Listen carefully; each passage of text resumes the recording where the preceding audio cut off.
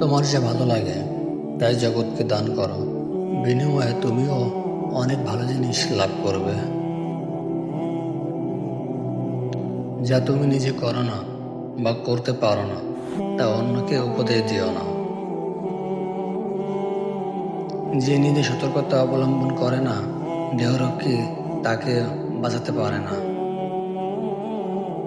সব দুঃখের মূল এই দুনিয়ার প্রতি অত্যাধিক আকর্ষণ। অসৎ লোক কাউকেই সৎ মনে করে না, সকলকেই সে নিজের মতো ভাবে। যে নিজের মর্যাদা বোঝে না, অন্যও তার মর্যাদা দেয় না। মানুষের চরিত্র সত্য হলে, সুন্দর হলে, তার কথাবার্তাও নরম ভদ্র হয়। কৃপণতা সকল বদ অভ্যাসের সম্মিলিত রূপ। এটা এমনই এক লাগাম যা দ্বারা যে কোনো অন্যায়ের দিকে টেনে নিয়ে চলে। স্বাস্থ্যের চাইতে বড় সম্পদ এবং অল্প তুষ্টির চাইতে বড় সুখ আর কিছু নেই।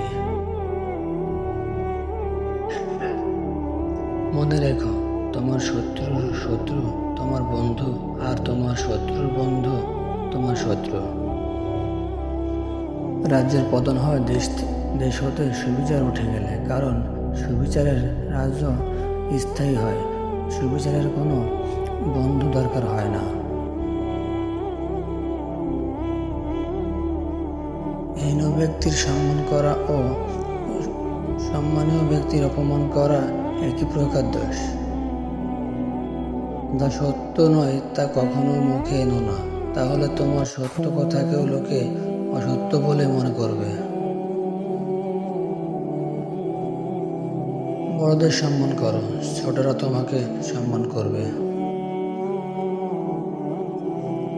বুদ্ধিমানেরা কোনো কিছু প্রথমে অন্তর দিয়ে অনুভব করে, তারপর সে সম্বন্ধে মন্তব্য করে, আর নির্বোধেরা প্রথমেই মন্তব্য করে বসে এবং পরে চিন্তা করে। অভ্যাসকে জয় করাই পরম বিজয়। পাপ লুকানোর চেষ্টা করে কেউ কোনোদিন সফল হতে পারে না।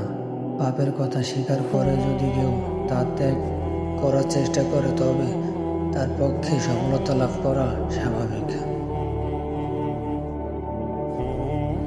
বুদ্ধিমান ও সত্যবাদী ব্যক্তি ছাড়া আর কারো সঙ্গ কামনা করো না। সেই ব্যক্তি সবচেয়ে জ্ঞানী ও প্রজ্ঞাবান, যিনি পরম করুণাময় সৃষ্টিকর্তার দয়ার ব্যাপারে আশা ও আত্মবিশ্বাস না হারানোর জন্য মানুষকে উপদেশ দেন। কথা বলো, পার্থক্য জ্ঞান সহ, প্রশ্ন প্রতিবাদ করো প্রমাণ সহ। কেননা মুক্ত প্রচুর প্রাণীরও থাকে, কিন্তু তারা জ্ঞান, বুদ্ধি, ভদ্রতা থেকে বঞ্চিত হয়ে থাকে।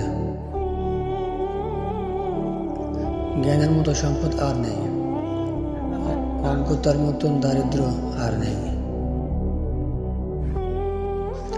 যে ব্যক্তি নিজের হিসাব নিজে নেয় সে লাভবান হয়, যে নিজেকে ভুলে থাকে সে ক্ষতিগ্রস্ত হয়, যে ভয় পায় সে নিরাপদ হতে পারে, যে উপদেশ গ্রহণ করে সে বিচক্ষণ হয়, আর যে বিচক্ষণ হয় সে বোধ লাভ করে, আর যে বোধশক্তি লাভ করে সে জ্ঞানের অধিকারী হয়।